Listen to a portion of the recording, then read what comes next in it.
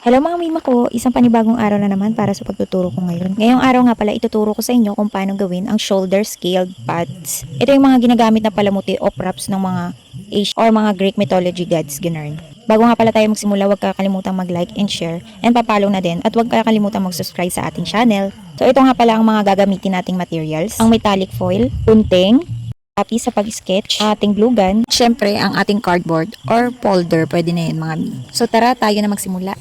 So first step mga mima ko, kumuha tayo ng isang cardboard dyan. Then hatiin natin sa gitna. And then yung magkabilang dulo na yan is gugupitin mo lang na parang pa-circle ganyan. Or half na circle, ganun siya mga mi. So kung napapansin nyo, paliit siya ng paliit. Sinusukat ko kasi siya dun sa mismong shoulder ni Junakis. Dapat kasi may konting excess lang dun mismo sa may shoulder niya. Hindi yung sobrang laki naman parang lilipad na siya nun mga mi. And then dyan sa tinuro ko, gagawa lang tayo ng extra circle na shape or half na circle na shape para naman doon sa may leeg niya banda. Para hindi siya awkward tingnan kung i-stay nyo lang siya sa shoulder niya na walang accent dun sa may leeg niya. Sana na-gets nyo. Tapos ganyan ang magiging itsura niya mga mi. So sa isang cardboard naman, gagawa lang tayo ng leaf shape na medyo malaki. Tapos ika-cut out lang natin. Then ayun na yun mismo magiging pan-trace natin. So sa isang cardboard, pupunuin mo yan ng ganyan. Tapos pagkatapos mo lahat na ma-trace, ang buong cardboard na yan, syempre ika-cut out natin. Again, wala naman tong exact number or exact na bilang yung lip shape na gagawin mo. Kasi tansya-tansya lang to. Tsaka medyo malaki din yung mga shape or yung lip shape natin. Kaya hindi natin malalaman kung ilan talaga yung pwede mong gawin na lip shape. So, ayan, dinidikit ko na nga pala yan sa metallic foil. Mas maganda talaga mga mima ko kung yung cardboard nyo is color gold na.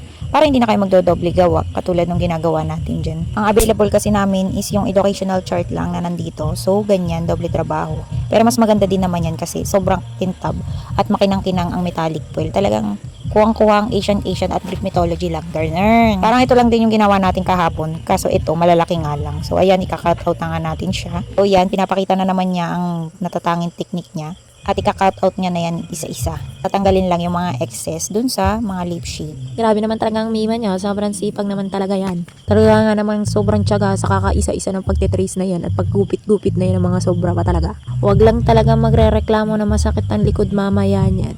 Gagawa nga lang pala tayo dyan mga mima ko na isang pahaba tapos 2 inch na mataba. Ay, ano iniisip mo? So, ayan yung pang-ikot dun sa may balikat para or parang pang support dun sa mismong scaled pads niya. Parang paikot sa body, ganun. Parang gagawin mo siyang sling bag. Yung bag lang nasa balikat, ganun.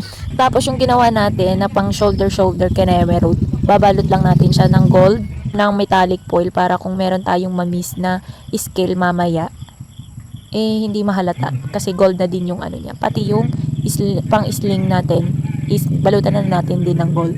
Para matchy-matchy naman yung pagka-gold, todo na natin yan, ganun.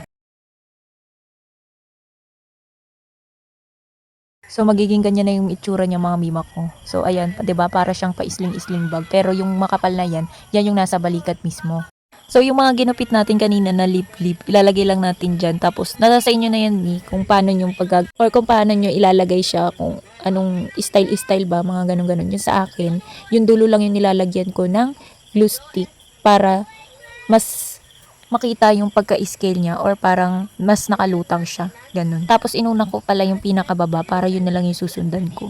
Para magmukha siya na nakapilantik, ganun. Basta i-make sure nyo lang mga mima ko na paiba-iba yung pwesto ng paglagay nyo ng lip-lip na yan para mas magmukha siyang matutulis tapos nagpa-fly away, ganun. At wag nyo din kakalimutan pala na tupi-tupiin yung dulo para mas lalo siyang tumulis or makita yung pagkatulis niya, ganyan. So, ito na nga pala yung finished product na nagawa natin. Ipapakita naman natin kung anong itsura niya pag nilagay sa balikat na. Ayan. O, diba? Para ka lang mandirigma dyan. So, sana mga mima ko, natutunan nyo yung ating tutorial ngayon. Huwag kakalimutang mag-subscribe sa ating channel para ma-update kayo sa mga bago nating i-upload. So, yun lang mga mare. Thank you for watching!